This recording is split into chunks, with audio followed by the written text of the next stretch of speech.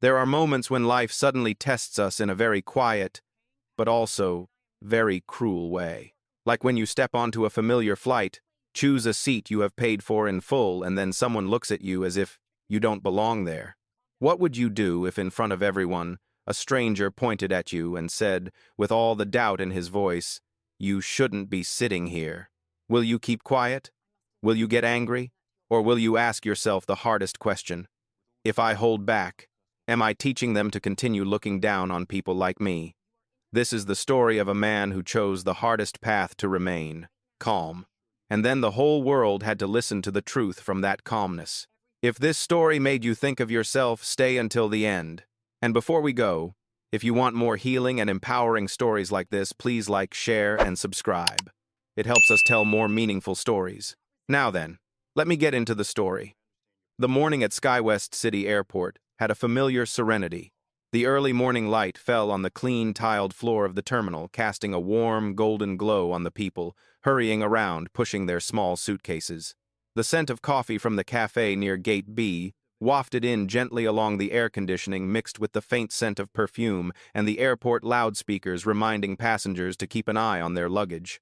Marcus Langston stood in the priority line, holding the briefcase that had accompanied him for nearly 10 years. It was not the most expensive item he had ever owned, but it contained many memories from his challenging career. He looked around quietly, his eyes gentle but deep. Anyone who saw him would only think he was a man in his 40s, dressed simply, perhaps a mid-level employee who had just finished a business trip. No one would know that he was the CEO of Phoenix Aviation Holdings, the corporation that held a large portion of the shares of the airline he was about to fly on today.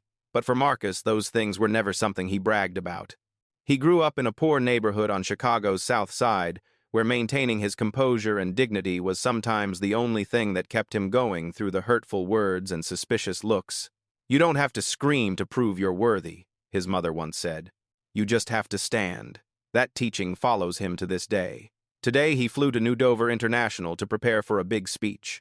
This speech was not just a meeting, but the first time he shared with the entire industry his plan to upgrade the service model, improve the customer experience. Something he believed airlines had forgotten in the race for revenue. He wanted to talk about people rather than profits. And to do that, he wanted to see with his own eyes what was happening in reality. The check-in clerk smiled, warmly checked his papers, and handed them back. "Have a safe trip, Mr. Langston." He nodded his thanks. Just a few kind words warmed people's hearts. Flight A637 to New Dover was crowded today. At Gate B12, first-class passengers were ushered in first. Marcus walked straight into the priority lane, oblivious to the stares. He was used to it, the judging glances, when a black man entered first class. But he didn't mind. He had once told a friend people stare because they're used to looking in one direction. When they see something different, they're surprised. But that doesn't define you. He stepped into the first-class cabin where soft yellow lights cast a luxurious yet warm glow over the wide, soft seats. Everything seemed perfect, until he heard a female voice from the front. A voice not loud, but sharp as a thin cut. "Sir, you are going to the wrong compartment." Marcus looked up slightly.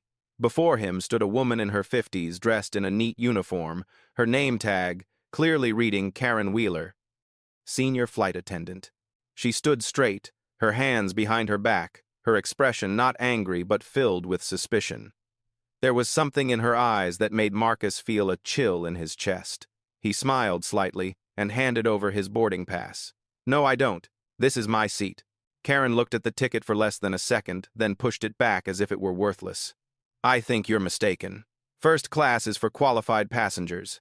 The sentence was light, polite, but full of innuendo. Marcus felt his heart skip a beat. He had heard that line many times in his life. It wasn't pain. It was an old, recurring weariness. He had hoped that as he grew older, people would respect him more. But some things, it seemed, could not be changed. He tried to keep his voice calm. "I understand. But this seat is mine. Here's your ticket confirmation if you need a closer look." Karen didn't take the ticket back. She just folded her arms, her eyes on him like he was a violator. "Please leave first class and wait outside. I'll check again." Behind him, a few passengers began to pay attention. A wealthy-looking white man in the first row whispered to his wife, "Is this happening again?" Marcus stood still.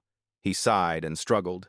He knew it wasn't his fault, but he also knew that if he reacted strongly, things would be taken the wrong way.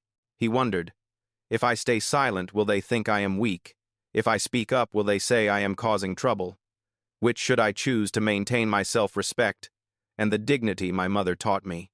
That was the moment when life began to change direction, from a small action but containing a long topic, history behind the eyes. And that was just the beginning of it all. If there's one thing Marcus Langston has learned in his more than 2 decades in the aviation industry, it's that the most important moments often come from the little things. A look, a tone of voice, a frown, sometimes say more than hundreds of pages of reports. And that morning, as he stood at the door to the first-class cabin of Flight A637, that was the first feeling that hit him. The small details were telling him something. The cabin lighting was soft, a warm yellow hue covering the wide seats. The soft, shiny leather reflected the light like a calm lake. Everyone was seated reading magazines, opening laptops, wearing noise-canceling headphones. Everything exuded luxury and tranquility, the kind of tranquility people pay hundreds of dollars more for. Marcus was used to this scene, not because he loved the feeling of luxury, simply because his job required him to fly a lot, and he appreciated the rare moments when he could lie back and think in silence. But this time, as he walked slowly down the carpeted walkway, all eyes froze for a few seconds. Some looked and then looked away, as if they were curious for a moment and then realized they shouldn't think about it any further.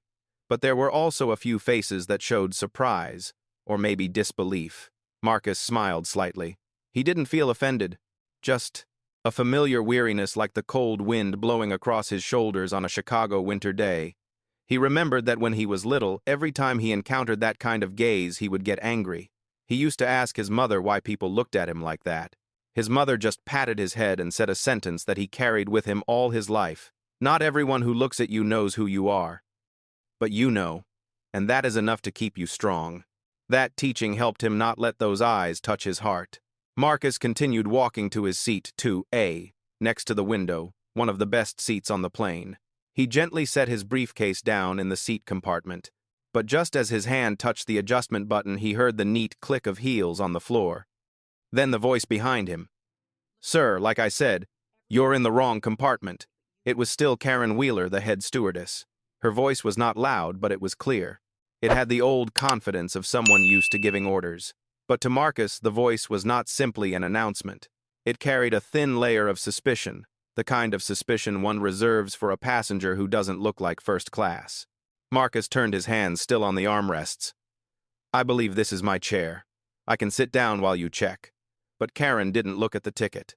Instead, she folded her arms and bowed slightly toward him, as if talking to a student who had done something wrong. "First class is not for anyone. You stand outside. I'll call to check." Behind them, a few passengers looked at each other. A man in his 50s named Tom Erickson, a businessman-looking man with a watch that gleamed in the lamplight, shook his head slightly and whispered to the person next to him, loud enough for Marcus to hear, "I don't understand why this keeps happening." Marcus heard every word, but he did not respond. Part of him wanted to ask Tom what happened again and with whom, but the other part, the part of him that was a grown leader, told him to keep quiet. Life has taught him one thing: sometimes the first reaction is not the best reaction. Karen nodded toward the compartment door. "Please stand outside so as not to disturb the other passengers." Marcus looked around. No one spoke. A few eyes looked as if they wanted to speak, but didn't. It was the silence that always hurt the most. Not the insult from a stranger, but the silence from onlookers. But he understood. People were afraid of trouble. People were afraid of siding with the underdog. Everyone wanted to get where they needed to go on time without hassle. He didn't blame them. Marcus let out a small breath. "If you need more time, I can stand here." He spoke in a low voice without resistance or resentment, just a dignified patience. Karen thought he was arguing. "No, you go out. It's the rules." Marcus was about to say a few more words, but held back, not because of fear, but because he felt a wave of emotion inside him, trying to keep from breaking. "Today is not the day to lose your temper," he reminded himself. "I have an important speech tomorrow. I need to keep my mind clear to think clearly." He picked up his briefcase. And just as he was about to take a step back, A woman's voice rang out from the back seat. "Excuse me, but I see he's sitting in the right place." It was Helen Brooks, a middle-aged woman with kind eyes. She put the phone down on her lap and looked straight at Karen. Although her voice was very soft, it was as clear as a bell ringing in the silent cabin. Karen did not turn back. "Ma'am, I am handling this situation." Helen did not get angry, nor did she try to argue. "I understand, but he gave you the ticket, and you didn't look at it."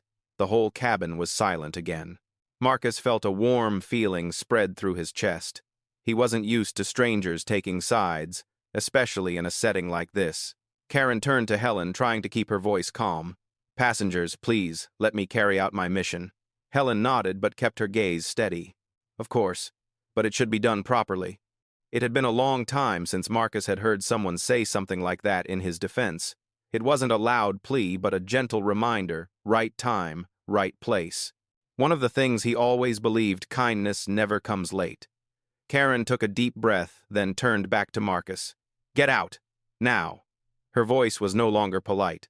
It had the harsh tone of someone whose authority felt challenged.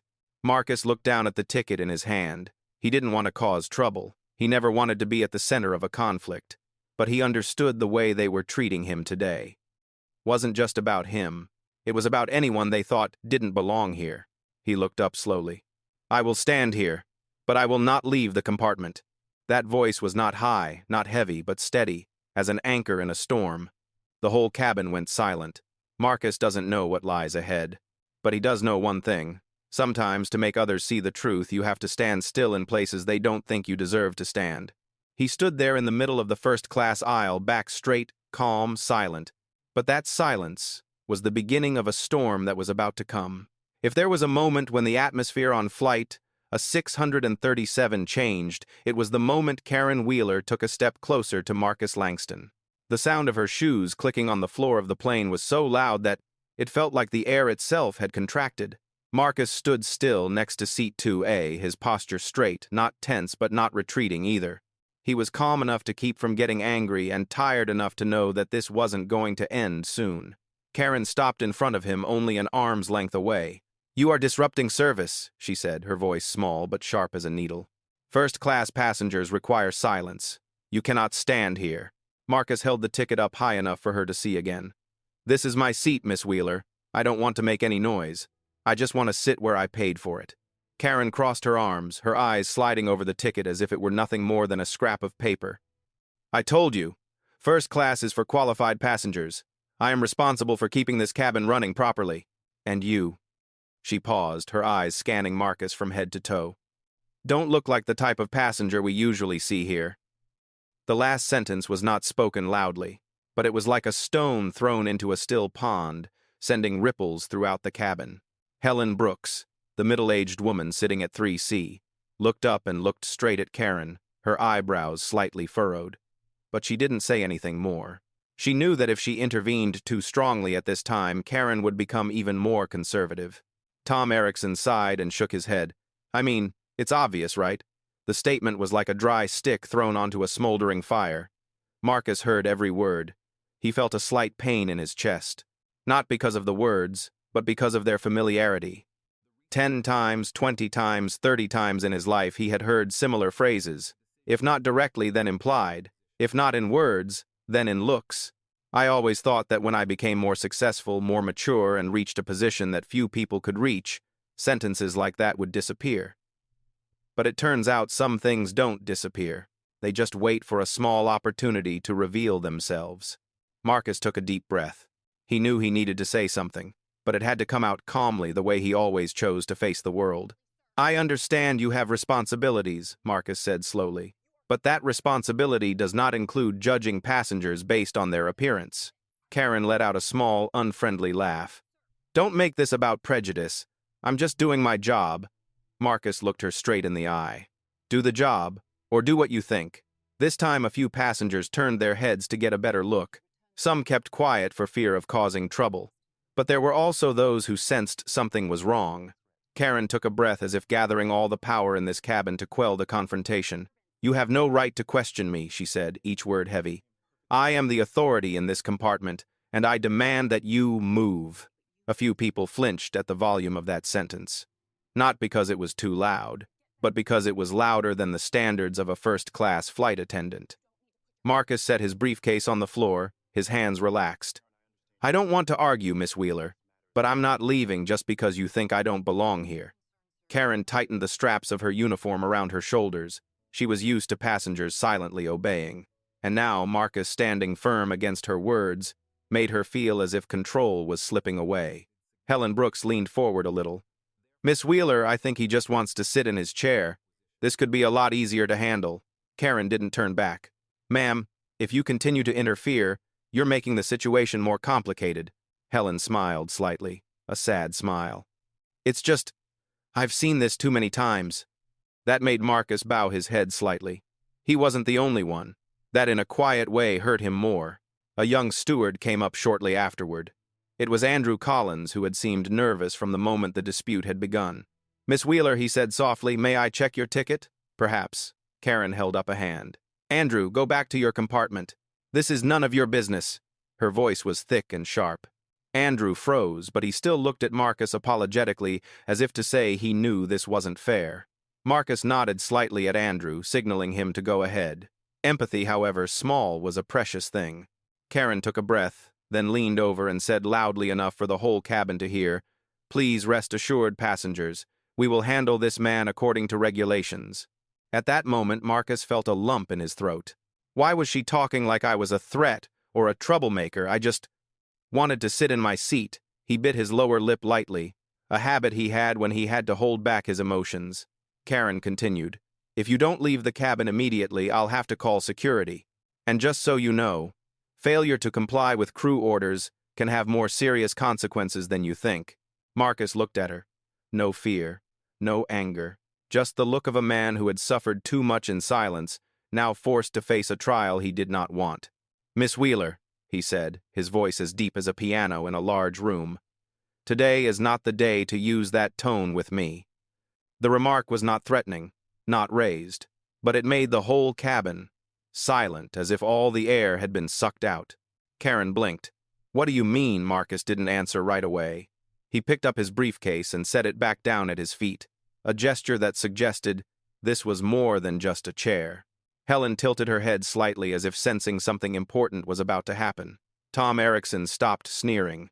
Andrew stood at a distance but did not take his eyes off him.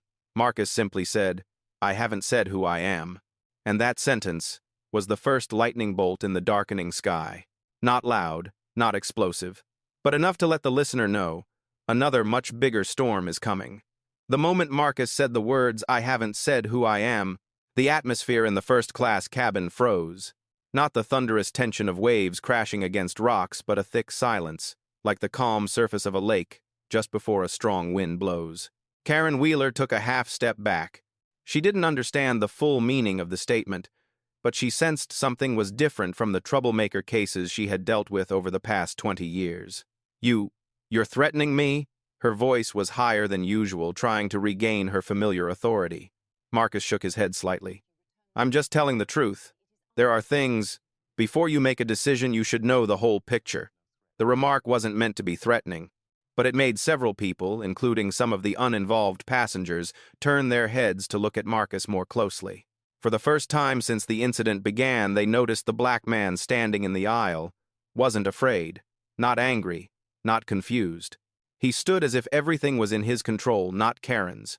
The change in atmosphere was enough to make some passengers unconsciously pick up their phones. Among them was Lily Carter, a young woman of about 28 sitting in seat 2C. As a small travel blogger, Lily had a habit of recording everyday moments during flights. When the tension began to rise, she turned on video mode.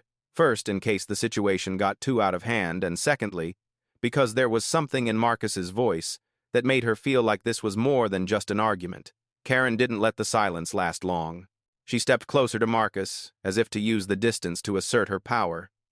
I don't care who you are, she said, emphasizing each word. On this plane, I decide whether you get to sit in first class or not. Helen Brooks said softly, Miss Wheeler. You're going too far. But Karen ignored it. She had entered a psychological territory that some powerful people are familiar with. When challenged, they try to prove themselves right by pushing things further. If you don't leave the cabin immediately, Karen continued, I will contact airport security and have you removed from this flight. Marcus set his briefcase down on seat 2A. I'm not causing trouble. His voice was low and even. I just refuse to be treated wrongly. Lily Carter adjusted the camera angle. The live stream began. In less than 10 seconds, several of her followers commented, "What's wrong? This doesn't look good. That flight attendant seems a bit too much." Karen glanced at Lily, spinning around. She exhaled heavily, clearly annoyed. "Ma'am, turn off your phone. It's against the rules to record videos on an airplane without permission." Lily lowered the camera but kept her hand near the record button. "Sorry, but I think something's not right here." Karen turned to Marcus. "See? You're disturbing the other passengers." At this point, Tom Erickson interjected, "Time is running out. If he isn't first class, let someone else take his place." Marcus turned to look at Tom. Not angry, not blaming, just a very deep look, which made Tom choke involuntarily. "I bought a ticket. I have a right to sit here, and I am not disturbing anyone, except by being present." The remark was light, but it made some passengers look down, because the truth spoken, when heard by the ear, it is normal. But when heard by the heart, it makes people feel sad. Karen clutched her name tag to her chest. "Okay, I'll call security." She pulled out her walkie-talkie, her voice harsh. "Gate B12, this is Chief Flight Attendant Wheeler. We need immediate assistance. An uncooperative passenger is causing serious disruption to first class." A wave of whispers spread through the cabin. "Oh, she's wrong. He didn't cause any trouble. Why would she describe it like that?" Marcus closed his eyes for a second. Not out of fear, but out of frustration, the kind of bone-deep weariness only those who have been the target of unjustifiable suspicion understand. Helen Brooks raised her voice. "Stronger this time, Miss Wheeler. Your description is not true." He was completely calm all this time. Karen turned back, saying each word. "Ma'am, I'm not asking for your opinion, but you're doing it wrong," Helen said, gently but firmly. Marcus opened his eyes. He looked at Helen with quiet gratitude, but he also knew this fight ultimately was his. "Stay calm. Mom will tell you to stay strong. Don't let anger get the best of you." He turned to Karen. "I will stand here until someone with more authority than you comes to resolve this." Lily started live streaming again. The number of viewers started to increase rapidly, 30, 50, then 120 people. A person in the live stream commented, "Why didn't they look at his ticket? The chief steward has an attitude problem. This guy looks like a real businessman." Karen didn't realize how quickly things were spreading. She only knew her authority was being challenged, and that made her want to prove herself right. She looked at Marcus like he was a file to be processed, not a person. "You have to leave. Now." Marcus didn't move a step. And that was the moment. Karen touched Marcus's hand to push him aside. Not strong, but wrong. Very wrong. Marcus took a half-step back in surprise. The whole compartment froze. Helen jumped up. "You just touched him. You had no right to do that." Lily panicked and turned the camera closer. "Oh my God! Did you guys see that?" Karen immediately withdrew her hand, realizing she had just committed a taboo in the industry, touching a passenger when there was no safety risk. "I just asked him to cooperate." Marcus looked down at his arm where it had touched. Just a touch. But inside him it felt like something was splitting. On one side was the weariness that had lasted for years, from the times he was suspected by security guards, followed by store clerks, and overlooked by others simply because of the color of his skin. On the other side was the silence he had tried to maintain for so long, the belief that calmness was a form of strength. He looked up. "Miss Wheeler," he said, his voice low but clear, "you have crossed the line." Karen opened her mouth, but before she could say anything, the radio rang with the sound of security approaching. Marcus stood straight. His back wasn't stiff. His shoulders weren't tense. But there was an indescribable dignity about him, one that made the cabin, suddenly, quiet. A second later, he said a sentence that completely changed the atmosphere. "You called the right people. I need them too." Karen frowned. "What do you mean?" Marcus said nothing more. He just placed his hand on the briefcase, a light gesture like the opening of a new chapter in the story. Lily zoomed in. Helen stepped back to watch. Tom swallowed. The cabin waited. And from here, the story begins to take a turn that no one in the cabin, including Karen, could have foreseen. The airport loudspeakers blared softly in the hallway, blending into the muffled sounds of first class.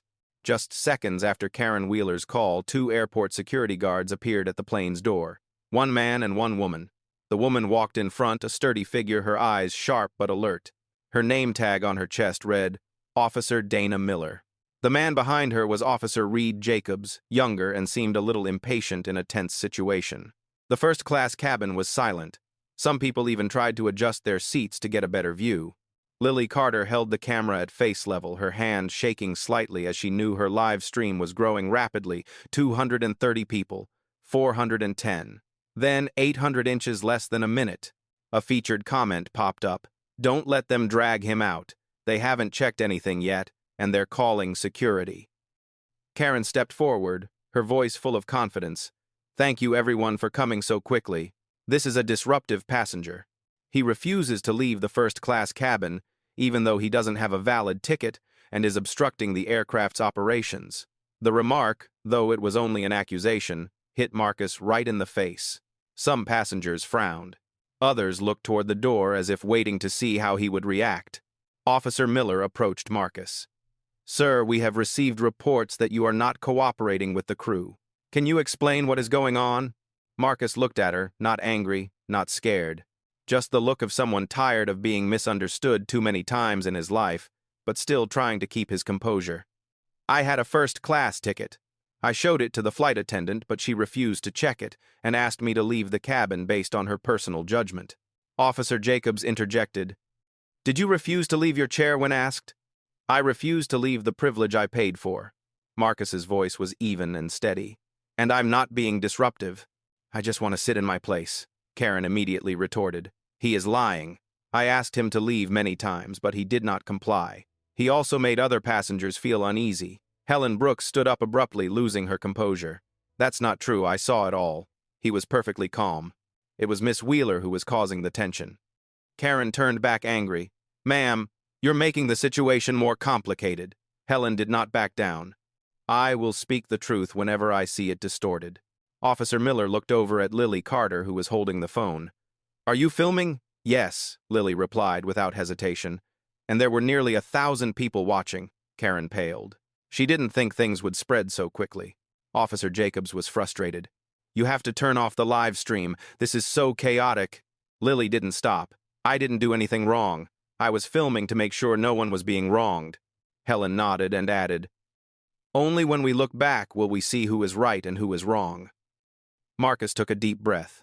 He didn't want things to get out of hand, but things were slipping too fast, like a string pulled too hard.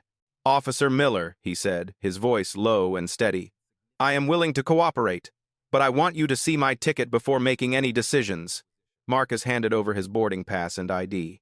The cabin was deathly silent. Officer Miller examined her carefully. Then she looked up. First-class ticket seat 2A. Valid. ID matches. All correct.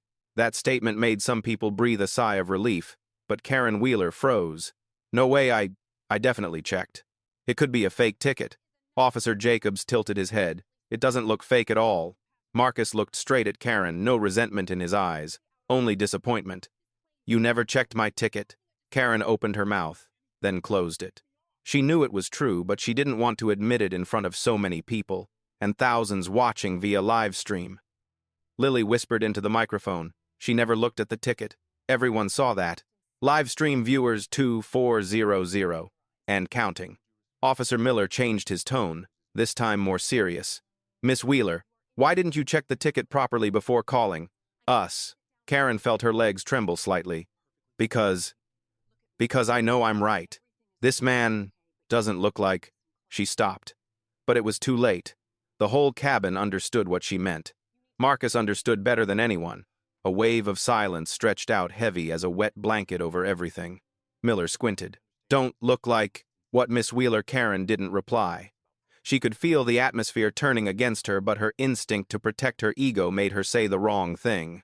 I am responsible for ensuring that no unsuitable passengers enter first class. Helen gasped. Not suitable by skin color, Karen snapped.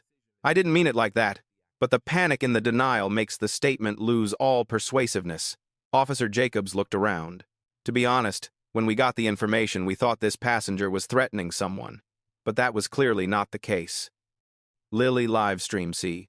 They are admitting that the initial report was incorrect. Karen took a deep breath, losing her composure. He still has to leave.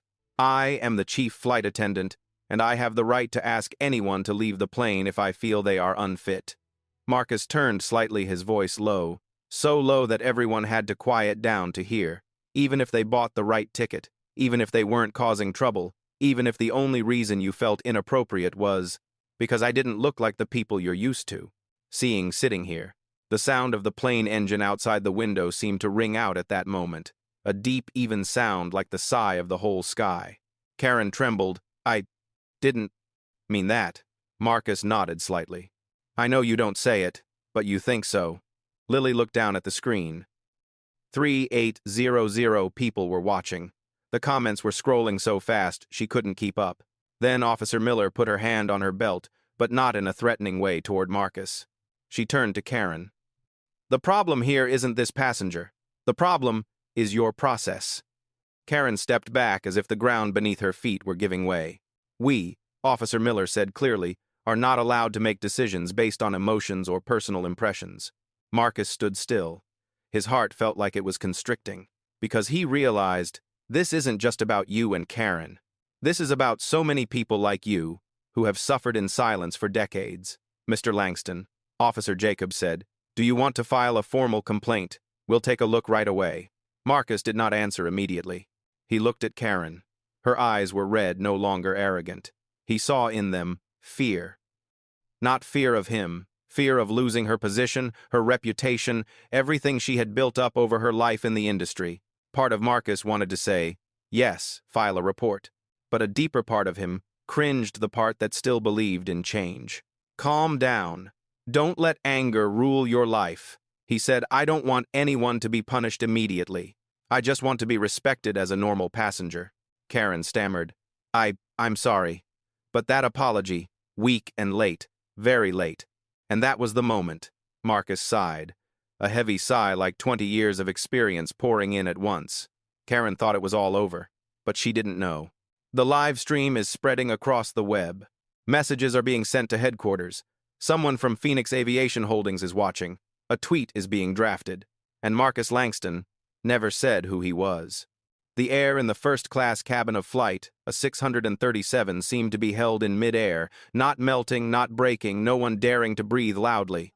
The tension no longer came from the sounds of arguing or exchanging words, but from the strange silence that spread like an undercurrent. A feeling, as if the most important thing had yet to be said.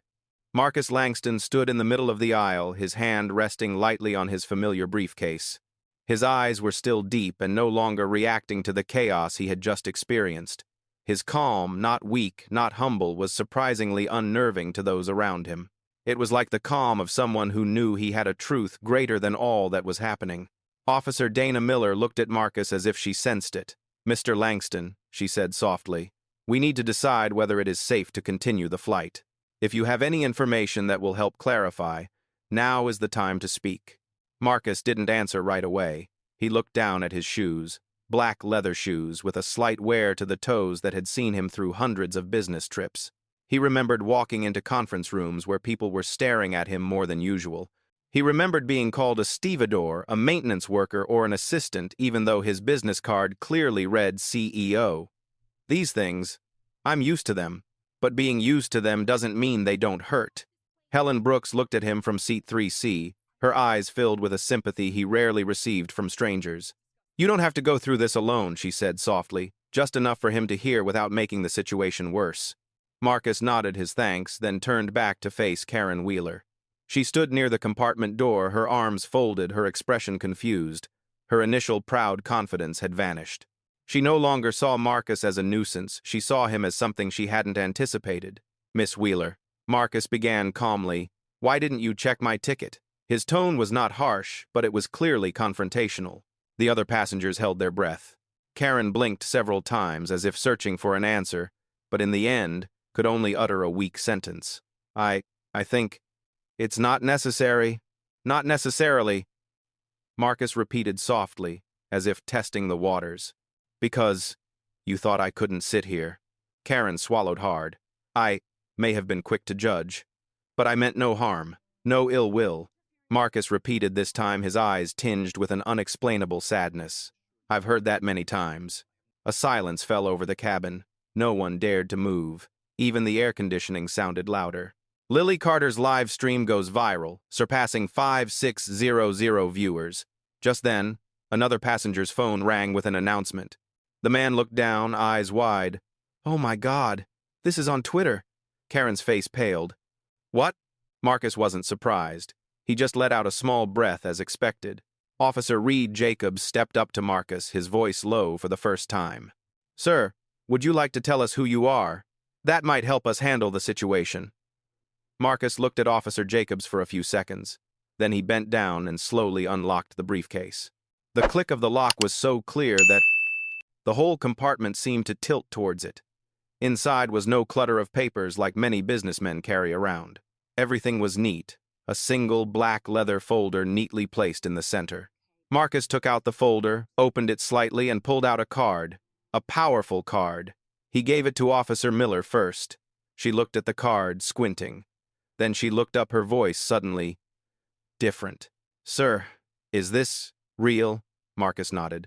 Officer Jacobs glanced over Miller's shoulder, then took a step back as if electrocuted. Oh my God, Phoenix Aviation Holdings.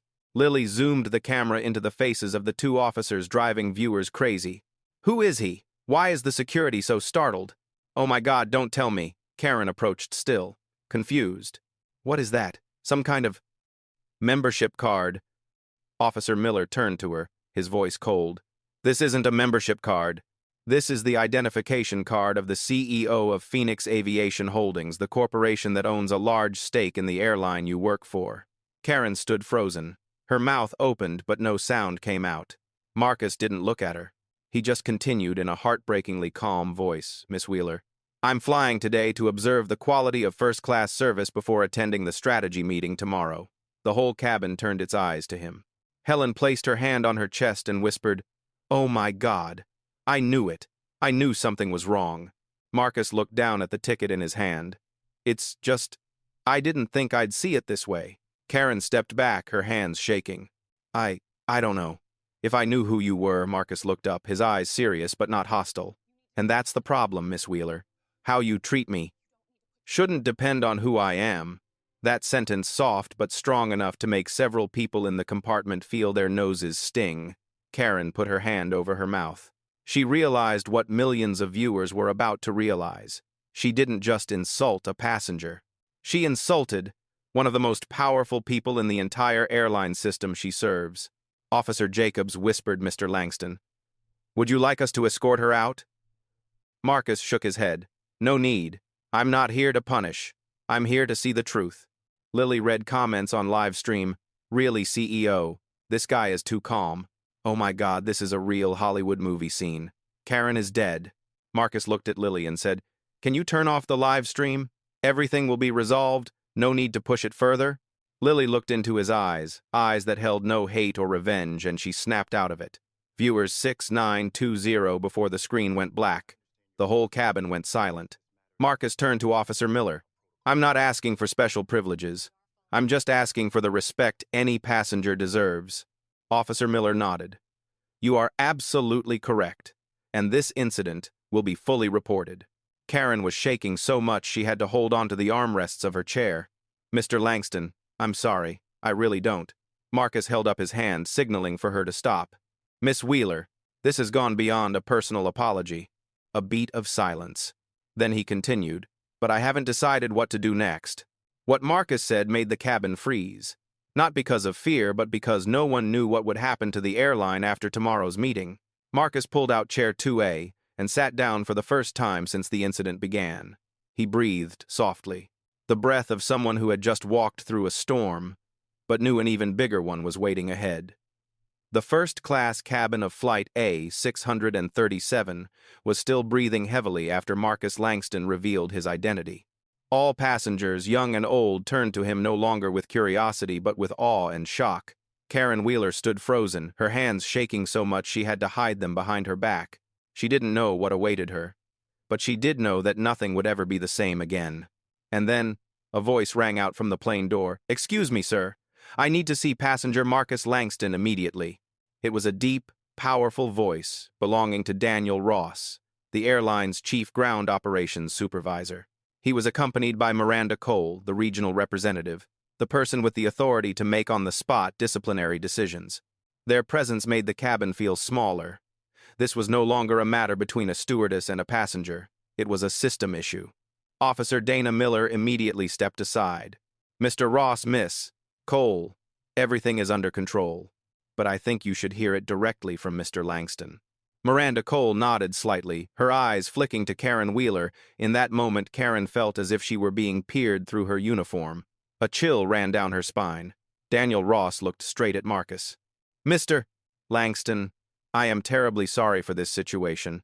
We just received notification, and I need to know if there is anything that needs to be addressed immediately before the flight can continue." Marcus didn't speak in a hurry. He just looked out the window where the sunlight hit the metal wings, creating a thin line of light like a fragile ray of hope.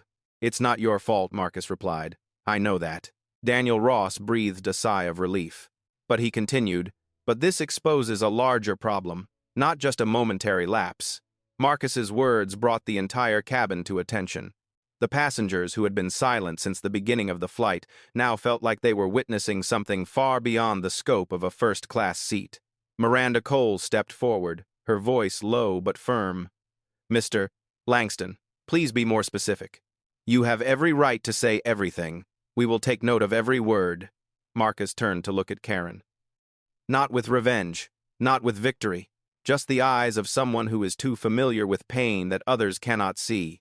Miss Wheeler asked me to leave the compartment," Marcus said before looking at my ticket, before asking for any information. "And she called security, based on her feelings about me." Karen wanted to say something, but her lips wouldn't open. Marcus looked into her eyes very humanly. "You didn't do it because you knew who I was. You did it because you thought I couldn't sit here." There was a slight rustling sound. Helen Brooks burst into tears very softly. Lily Carter covered her mouth, her eyes red.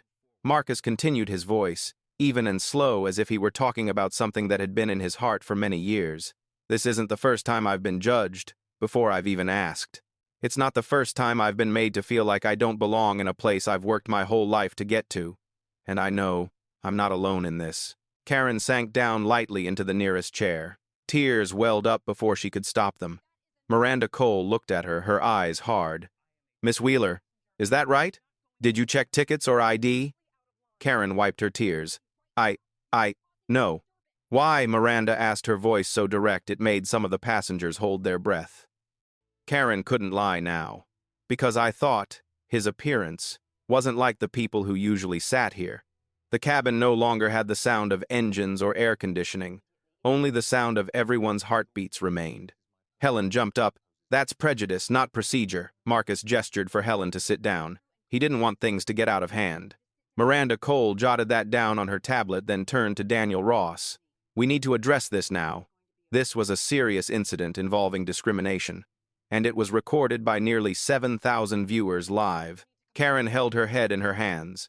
She never thought that one hasty decision could ruin her career in minutes.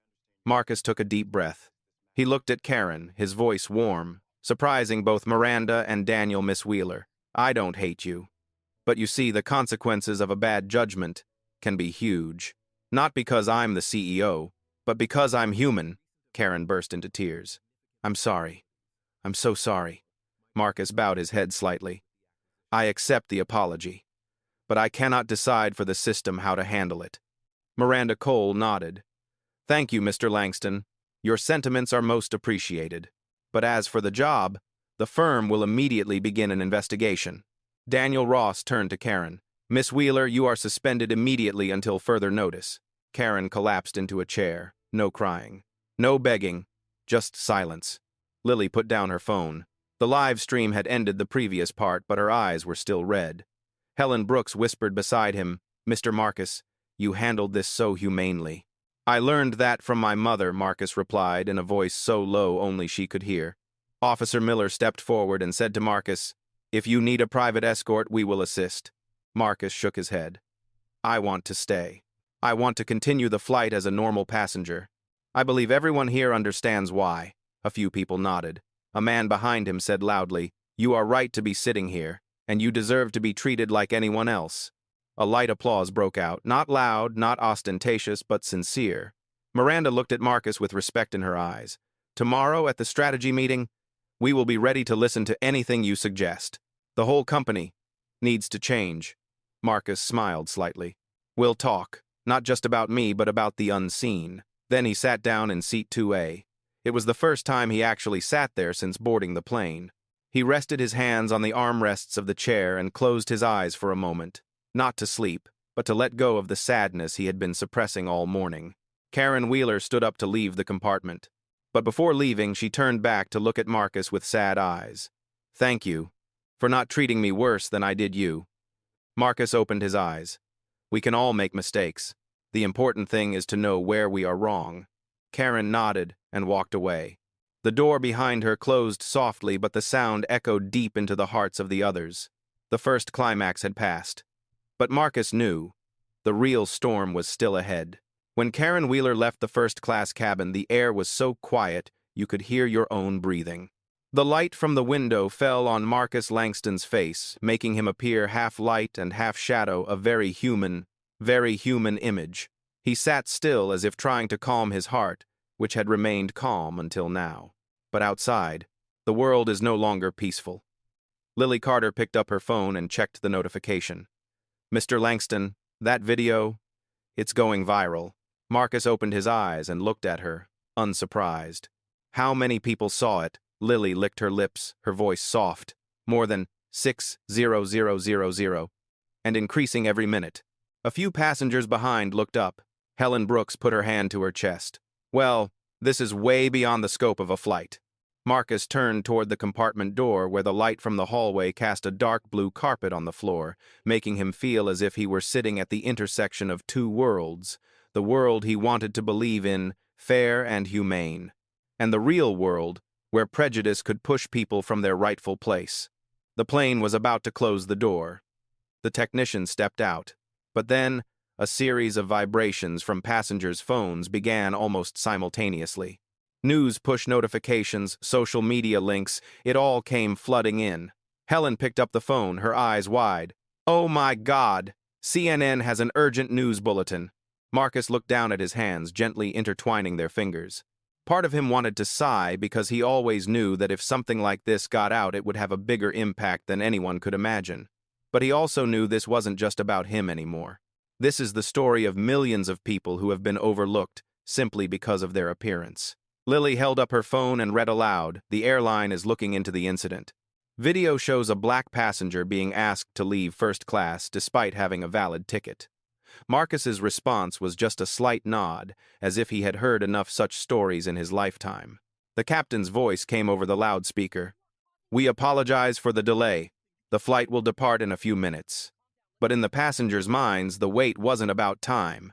They were about Marcus, about the moment everyone knew that video was changing something out there. Marcus leaned back in his chair, staring straight ahead without focusing on anything in particular. A familiar memory came flooding back. He remembers being stopped at a supermarket security guard at 13 for looking like a shoplifter. He remembers his first day of college when a professor asked him if he was sure he was in the right class. He remembers every boardroom where he was the only black person and the only one asked to prove more than necessary. But on today's flight, he felt something different.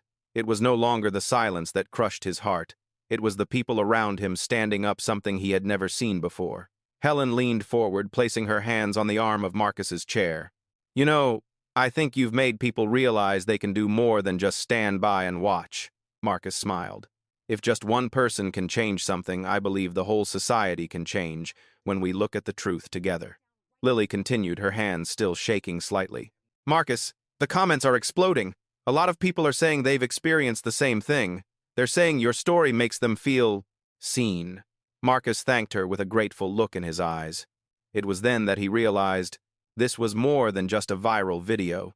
This was a testimony to what so many had endured but never brought to light. A new flight attendant, Brian Keller, approached. He bowed slightly to Marcus. "Mr. Langston, we want to extend our sincere apologies. I am so sorry to hear what happened. Brian's voice was quiet but full of truth. Not a forced apology, but the apology of a man who saw the faults of the system he belonged to. Marcus looked at him. Thank you. Just help me make sure your team understands that who sits where doesn't define who they are. Brian nodded vigorously. I will make sure of that, sir. As Brian left, Marcus felt a lump in his throat. He held it in as he had for years, but his heart still clenched for a few seconds. Helen noticed. She touched his arm lightly. You don't have to be strong all the time, Marcus. Marcus looked at her, his eyes softening. Sometimes, I wish I were allowed to be weak like everyone else. A sympathetic silence filled the cabin. Then suddenly a message popped up on Marcus's phone. From the group president's office, we need to talk as soon as you land. The video is causing a stir throughout the system.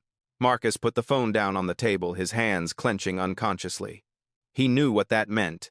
When a black CEO is at the center of a discriminatory incident, the system is forced to react. Good or bad, depends on how they face this truth. Lily took a deep breath as she received another notification. Mr. Marcus also has an interview request from the White House. Helen's eyes widened. The White House? You mean? The president. Lily nodded, unable to hide her excitement. They want to hear his views on improving aviation policy. Marcus sat very still. No smile, no pride, just quiet. Because I know every door that opens today is exchanged for a painful moment that I wish no one had to experience. Sometimes society only changes when someone is forced to look directly at what they have been running away from, he said softly. Helen took his hand. But you did it beautifully. Not with anger, but with dignity. Marcus smiled slightly, but inside he felt a pang of worry. This wave was spreading too fast. And in the business world, when something spreads too fast, it always comes at a price. The plane began to taxi. Marcus leaned his head back and closed his eyes. He knew when he landed, he wouldn't just be facing the people who had wronged him. He will face a system of power that is used to hiding its cracks, and that will be the hardest battle.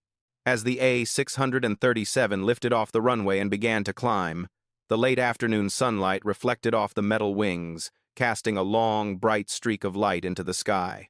The passengers sat still, their seatbelts pulled tight, but their minds were no longer in the cabin. Everyone was thinking about what had just happened, a story they knew they would tell for a long time. Marcus Langston closed his eyes as the plane banked into the runway. Even though he flew over dozens of cities a year, today's takeoff felt different. A little light, a little tired, and a little sting in his eyes, an emotion he rarely allowed himself to feel. The slight vibration of the plane's fuselage brought back old memories like a film playing in reverse. The middle school teacher who suspected him of cheating despite him getting the highest grades in the class. The man on the street who asked him if he was doing anything suspicious just because he was waiting for a friend. Someone in the conference room on his first day as CEO whispered, I wonder if he was chosen because of his ability or because the company needed to diversify its image. Those words were soft, but they stuck with him all his life. And today, another one. He opened his eyes and looked out the window. The white clouds drifted by, soft as sea foam, but his heart was filled with hard pieces touching each other. Helen Brooks recognized something in Marcus's eyes. She leaned closer, her voice low and warm like a winter scarf. What are you thinking, Marcus? He chuckled. Something I thought I was used to, but every time it happens, it still hurts. Helen placed her hand on his, squeezing it gently. It hurts, because you have a heart. That's right. That made Marcus turn away. He didn't want Helen to see his red eyes. In the back seat, Lily Carter kept her eyes on her phone. Hundreds of comments came in every minute. She glanced at Marcus, cautiously approaching. Marcus, can I share something? Just so you know. Marcus nodded. Lily showed him the screen. It was a text message from an older black woman. I'm 62 years old. I've never seen anyone stand up so calmly in my life. I was kicked off a flight because they thought I couldn't buy a ticket. Thank you for showing me. We don't have to be silent anymore. Marcus stared at the words for a long time, as if it touched a place he didn't know he held pain in. He returned the phone to Lily. Thank you. Lily smiled lightly. No, I should be the one thanking you. The plane continued to stabilize at over 3,000 feet. When the ping that signaled the release of seatbelts sounded, a few passengers stood up to stretch their legs.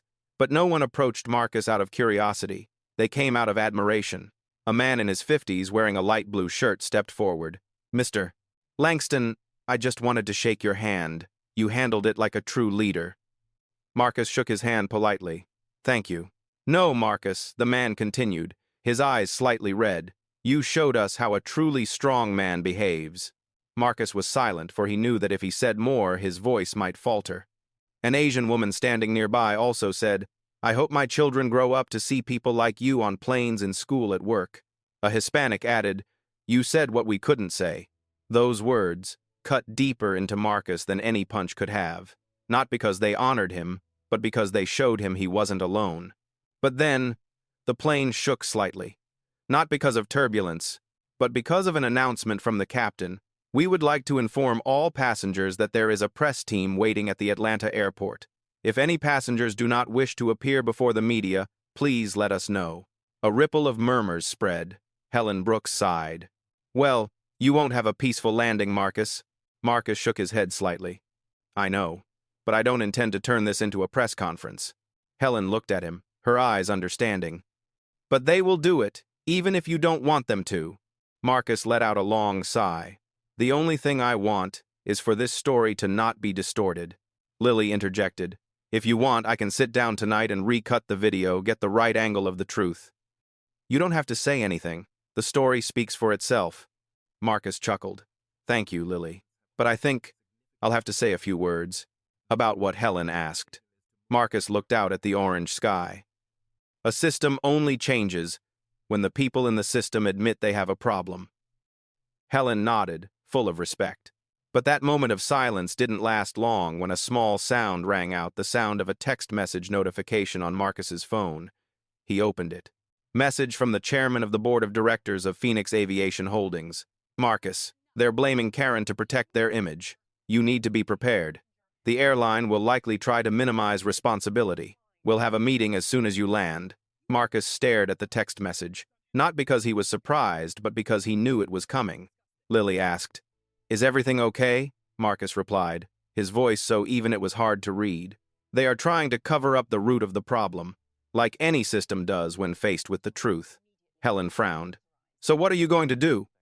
Marcus braced himself on the armrests of his chair and sat up straight.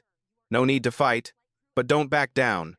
He looked down at his hands, hands that had been underestimated, that had been looked down upon, but also hands that had signed contracts that many could not even dream of. "You know, when the plane lands, you're entering a much larger conversation, not just with the airline, but with America." In the middle of the cabin, Brian Keller reappeared holding a cup of warm water. "Mr. Langston, I thought you might need this." Marcus took the glass of water, smiling. "Thank you, Brian." Brian looked at him for a long moment. "Mr. Marcus, I know I'm just a new steward, but I want to say one thing. If a witness is needed to testify to what happened, I'm willing to come forward. Not to accuse anyone, but to ensure the truth is not distorted." Marcus put a hand on his shoulder. "You have the heart of a brave man, Brian. I appreciate that." As Brian left, Marcus turned back to look at Helen and Lily. "You know, sometimes I think the most painful thing is not being treated badly. It's seeing so many other people being treated badly, and no one standing up." Helen squeezed his hand. "Today, you didn't just stand up for yourself." Marcus looked up at the sky. His eyes were deep, as if reflecting the sky outside. "I hope so." The engine hum died down as the plane began to stabilize. The sun was lower and the sky was a coppery red. The light fell across Marcus's face, making him look like he was at the intersection of storm and promise. And he knew what was coming was not easy, but he was ready to move on. As the A637 began its descent, the cabin was bathed in the golden light of the fading afternoon. The clouds below looked like thick cotton blankets covering the ground, but there was nothing soft waiting for Marcus Langston below. He knew it. The feeling in his chest was not unlike that of someone about to enter a meeting room where not everyone wanted to be. A ping sounded, signaling the plane was about to land. Helen Brooks looked at Marcus, her eyes filled with worry. "Are you ready, Marcus?" He let out a small breath, it drifting out like a small cloud. "I don't think I'll ever be truly ready for something like this, but I know I can't back down." Lily Carter glanced down at her phone. "Mr. Marcus, the video has already reached 80,000 views, and it looks like there's a lot of media waiting." Marcus didn't answer. He just nodded slightly. Not cocky, not eager, just accepting that he was standing before an inevitable door. The captain's voice rang out in a deep, steady tone. "We are preparing to land at Atlanta Airport. Please return to your seats and fasten your seatbelts." Passengers sat back, seatbelts clicking, but inside, nothing was peaceful.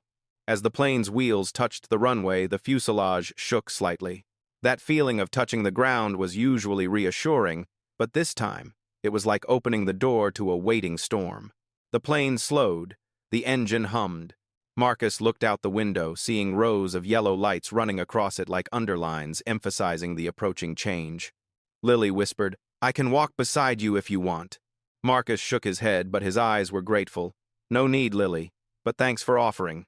As the plane came to a stop, the cabin echoed with the rustle of seatbelts.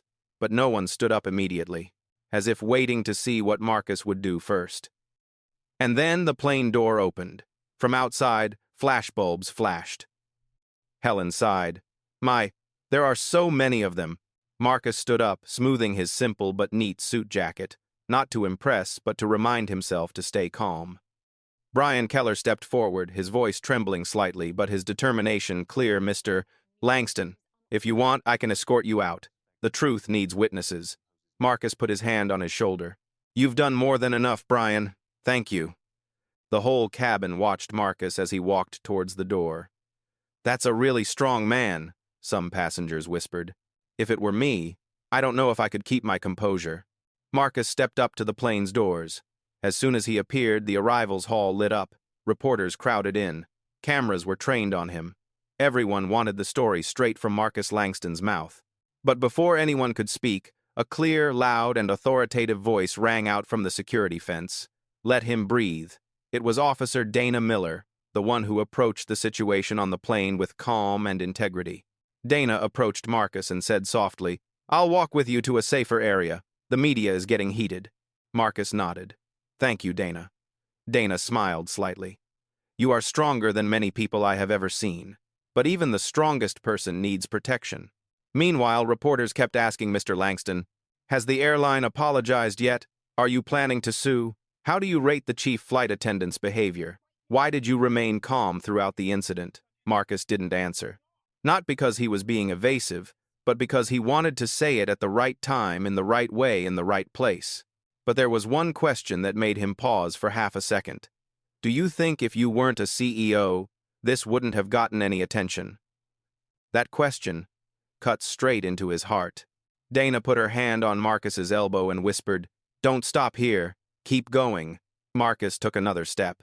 But the question still echoed in his mind, touching the deepest part of the truth. If he wasn't the CEO who would stand up for him, would the video go viral? Would anyone care? The thought weighed on his heart like a bag of stones. As they reached the area isolated from reporters, Marcus relaxed his shoulders. But the relief only lasted a few seconds before the phone in his pocket vibrated. Message from the chairman of the board. "Marcus, the airline is trying to handle the crisis in a blame-it-yourself way.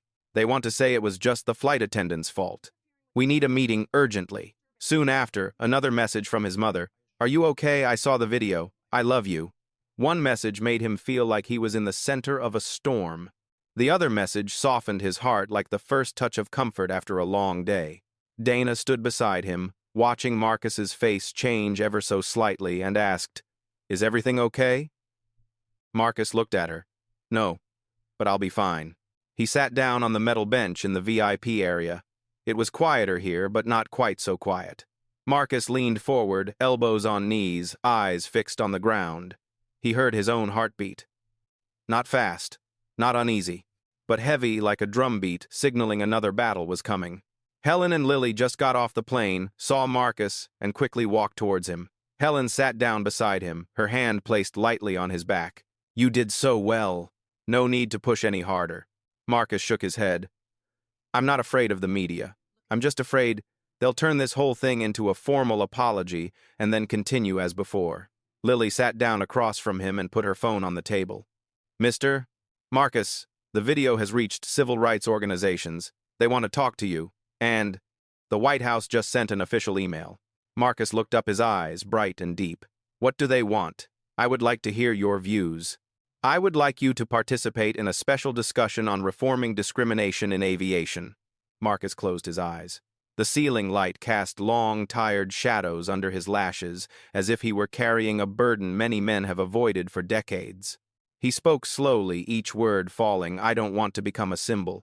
I just want the truth to be seen. Helen replied immediately. An icon is not someone who chooses himself. An icon is someone who is in the right place, at the right time. Marcus was silent.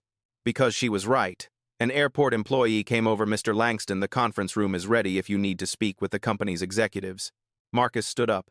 His eyes were no longer tired, no longer angry, no longer hurt. There is only one thing left. Determination. He turned to Helen and Lily. Don't worry, I'll be fine. This isn't the first time I've had to fight for the right to be treated right. Helen smiled, her eyes slightly red, but this time, the world saw. Marcus nodded slightly, and when he walked, his posture was steady as a straight line, in a strong wind, no shaking, no leaning, just going, because he understood the flight was over. But the war had just begun. The closed conference room inside the Atlanta airport was lit with soft white light, bright but not harsh. The walls were ash gray, and the long wooden table was faced with 4 swivel chairs. The space was clearly not meant for comfort. It was designed for difficult conversations, and today was no exception. Marcus Langston entered first. He set his briefcase down on the table, unbuttoned his jacket, and sat down slowly. Not because he was tired, but because he wanted to control every breath, every movement. In these types of confrontations, the one who kept his cool had the advantage. A few seconds later, the chairman of the board of directors of Phoenix Aviation Holdings, Ronald Tate, walked in.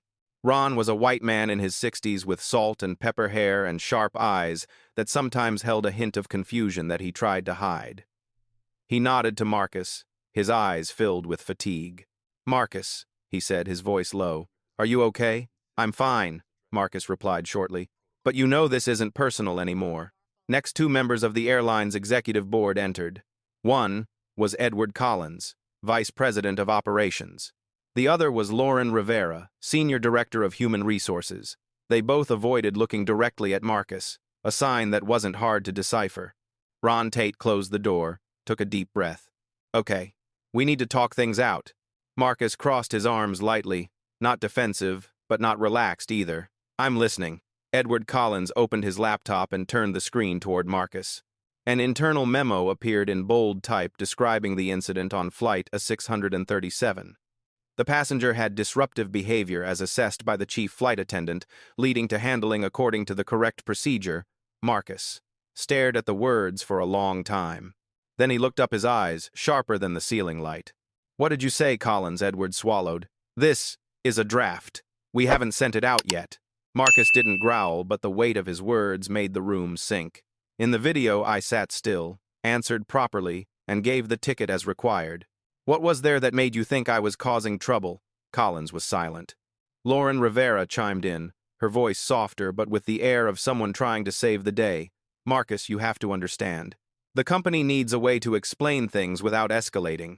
If we admit to the system failure too quickly, the stock could. Marcus interrupted, not loudly, but enough to make the whole room pause. The stock is so important that you are willing to make up stories. Blame the people who are discriminated against. No one answered. The room felt uncomfortably empty. Ron Tate placed both hands on the table and rubbed the bridge of his nose. Marcus, you know I respect you, but the company is in a panic internally. They want to fix this quickly by blaming individuals. You mean the chief stewardess? Marcus asked. Ron nodded. They figured it was easier to blame one person than the system. Marcus put his hands on the table and leaned forward, not threateningly but very clearly. Ron, you know I'm not fighting to take down a woman named Karen Wheeler. I want to change the way airlines treat black passengers. If they just take her out, nothing will change. Lauren sighed. Marcus, you're asking for a complete overhaul. That's not something the company can do overnight. Marcus looked her straight in the eye. Not overnight, but over decades. No one said anything. The sound of the air conditioner running was clearly audible. Collins suddenly interrupted his voice, barely concealing his irritation. Marcus, you have to understand where we stand. We have to protect the company's image. And you're being ruled by your emotions. The room fell into a deadly silence. Marcus stood slowly, straightening his shirt. He walked around the table and stood opposite Collins, a respectful distance, but close enough that the other man couldn't hide from the truth. "You're right," Marcus said slowly. "I'm getting emotional." Collins drew back slightly, but Marcus continued. "Because it's happened to me all my life." He put one hand on the conference table. "When a system views black people as suspect simply because of the color of their skin, that's not a feeling. That's a fact." Lauren looked at Marcus, her eyes wavering. Something in his words touched her. Ron Tate folded his arms and leaned back in his chair, deep in thought. He knew he was witnessing a historic moment, not a media incident, but a collision between America's painful past and the power structure of the present. Collins tried to counter. "But Marcus, if you take this story to the mainstream media, the company will." Marcus interrupted in a calm voice. "I don't want to put this in the media. I want the company to tell the truth itself." Lauren tapped her pen on the notebook, then looked up. "So, what exactly do you want?" Marcus returned to his chair, sat down, and took the pen out of his pocket. "I want an independent investigation. I want the company to acknowledge that the problem is not with one individual, but with the process and training.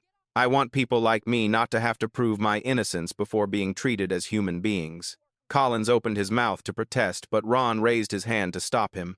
Ron's voice was low but firm. "Marcus, I know you're right." Collins turned to Ron, surprised Mr. Tate. "Shut up," Collins said. "Ron, we've been covering things up for too long." Lauren looked at Ron, then at Marcus. "Marcus, if we accept your proposal, will you stand with us?" Marcus looked up, his eyes, bright but not arrogant. "If the company really changes, I will be the first one standing by." There was a long moment of silence, as if the room were thinking too. Then Ron said, "Okay, we'll do it your way. No cover-ups, no cutting corners, real reform." Collins dropped his pen, disappointed but not daring to protest. Lauren sighed, but it was a sigh of letting go of fear and embracing hope. Ron stood up and held out his hand to Marcus. "Thanks for reminding us of something we should have seen long ago." Marcus shook Ron's hand. It was deep, firm, and real. But as Marcus was about to pull his hand back, Ron said something that made him stop Marcus. "There's one more thing. We just got word the Federal Aviation Administration wants to see you.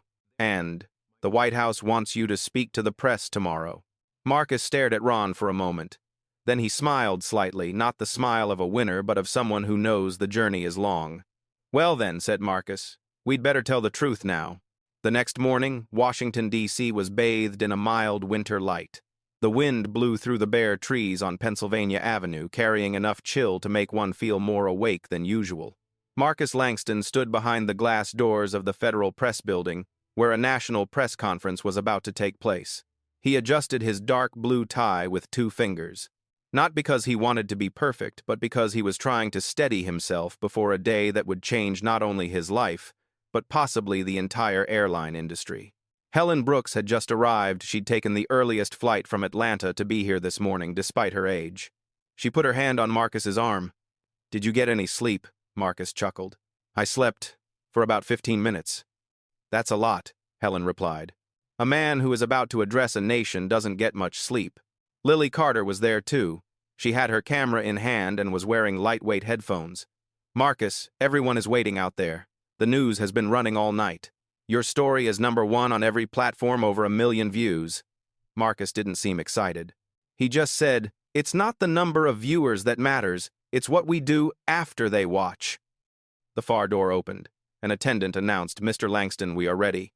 Marcus followed the staff into the hallway leading to the press platform.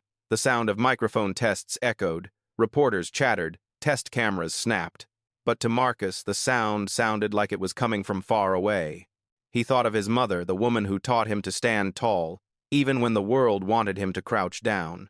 Of his father, who was once refused entry to a restaurant because of the color of his skin. Of the 13-year-old who was forced to open his backpack in the middle of a supermarket. Of the meetings where he was the only one with dark skin. And he said to himself, "Today I am not standing here for myself. I stand for all those who do not have a microphone." He took a deep breath. A staff member opened the door for him to step onto the stage. The lights were bright. The reporters were buzzing. The whole room stood up to look at him. Not with curiosity, but with silent respect. Marcus stepped up to the podium, placing his hands on the edge. He didn't look at the camera right away. He looked at the faces, white, black, Asian, Hispanic, standing side by side. Americans. People with different wounds but living in the same country. Then he began. Thank you everyone for coming today. His voice was not loud, not sharp, but it carried very clearly. My name is Marcus Langston, and I'm not here to tell you about a flight accident. The room was silent. I stand here to speak about what millions of people experience every day, being judged before they are asked, doubtful before they are seen, unworthy before their name is known. A female reporter placed her hand on her chest as if the words touched her deepest core. I am the CEO. I wear a suit. I have a valid ticket. But on the flight yesterday, the first thing people saw was not my name. It was the color of my skin. He paused. Not for effect, but because he was holding back his emotions. But what hurts me isn't being asked to leave a seat I paid for. What hurts me is knowing that if I weren't the CEO, this story wouldn't be seen. In the front row, a reporter bent down, wiping the corners of his eyes quickly. Marcus continued, Yesterday it wasn't just me who was treated unfairly. It was the whole system that was exposed. He relaxed his hands and looked straight into the camera. I'm not here to put anyone out of a job. I'm here for so many people who aren't treated like human beings, even though they don't have a title, they don't have influence, they don't have anyone live streaming. A murmur spread, not of disapproval, but of agreement. I met with the airline board, and I asked for reform not because I was hurt, but because America deserves an airline industry that doesn't let bias dictate how someone is treated. Ron Tate stood at the edge of the stage, listening to every word. But he did not interrupt. He did not interrupt. He knew he was witnessing a speech that would be retold for years to come. Marcus continued, his voice low but firm. This is not a war. This is an invitation. An invitation to face the truth. We can be better. His eyes softened as he said the next sentence. Where I am going is not where I ask for pity. It is where I ask for justice. A young reporter raised his hand. Mr. Langston, what kept you calm in that situation? Marcus looked at her, his gaze sincere. Because I realized, if I lost my temper, they would say the problem was my behavior. But if I kept my temper, they were forced to look at the system. The room stood still as if frozen. He concluded, I don't want to be a symbol. I just want passengers, regardless of skin color, income, background, to be treated like human beings. He bowed his head slightly. And in that moment, the entire press room erupted in applause. Not the loud political applause, but human applause for human beings. After the press conference, Marcus walked out into the quieter back hallway. Helen Brooks was waiting for him, leaning against the marble wall. She looked at him with the eyes of someone who had just witnessed history. Do you know what you just did? Marcus was tired but smiling. I just tell the truth. Helen shook her head slightly. No, Marcus. You just made America listen. Lily ran over, her eyes sparkling. Man, social media is blowing up. Other airlines are making statements. Some lawmakers are calling for new regulations. You just opened a national conversation. Marcus exhaled as if relieved of a burden. Good, because I don't want the next person to go through what I went through. Helen placed a warm hand on his back. People can make change. But it takes people who dare to speak up, who dare to stand in the midst of the storm to make it happen. Marcus looked out the window. A light snow was falling, silent, slow, but covering the pavement. And I know, the storm may be big out there, but the calm after the storm will be worth it. After the national press conference, when the cameras had turned off, the heavy questions had been answered, and the sound of reporters' footsteps faded down the wide hallways of the federal building, Marcus Langston stepped outside. Snow was falling lightly, melting as it touched the shoulders of his suit jacket, leaving small streaks of water like the breath of winter, touching someone who had just walked through a much larger storm. The cold wind blew against his face, but to Marcus it was a cold of relief. Not because he had won, but because he had said what needed to be said, what many people had been waiting for someone to say for them for a long time. Helen Brooks and Lily Carter stood a few paces away, giving Marcus some breathing room after the national conversation. But they watched like friends who had been there all along. Helen slowly walked over, her silver hair flying lightly in the wind. Are you okay, Marcus? He turned back, his eyes tired but bright, a bit like yellow light shining on a wet road. I'm fine. For the first time in years, I actually feel like I'm not alone. Helen smiled, her smile warmer than the scarf she wore around her neck. You were never alone. It's just that until today, people saw you. Lily also approached, speaking in an excited yet quietly respectful voice. Mr. Marcus, do you see? There are a lot of people standing outside the fence wanting to thank you. Marcus turned back. Outside, in the open courtyard behind the security fence, hundreds of people gathered. They didn't shout. They didn't hold flashy banners. They just stood there, silent, patient, as if to say, "We are here. We understand. We are with you." Hands raised not to ask for anything, but to greet someone who had just dared to do what they could not. Marcus did not approach them, but he bowed deeply. A black woman stood near the fence, holding tightly to her small son, about 8 years old. The boy waved his eyes bright as if he saw himself in the future. Marcus looked at the boy, and something inside him softened, as if a part of the wound in his heart was being gently tied back together. That afternoon, Marcus returned to Phoenix Aviation Holdings headquarters for another meeting with the airline's executives. But this time, it was no longer a meeting where people tried to avoid the truth. This time, people listened. Ron Tate held the meeting in a large room with a long walnut table that had seen many heated debates. Marcus Ron began, his voice more certain than yesterday. The whole country has heard you, and frankly, I think we need to change more than we think. Lauren Rivera pushed the documents across the table. This is the first proposal for a program to retrain all flight attendants and service staff. Marcus, we want you to review it before implementing it. Marcus turned the pages, not hurriedly, not critically, but his eyes said he was trying to see if the change was real. He looked up. Good, but more situational awareness training is needed. Not just about discriminatory behavior, but about unspoken judgments. Lauren nodded and took notes immediately.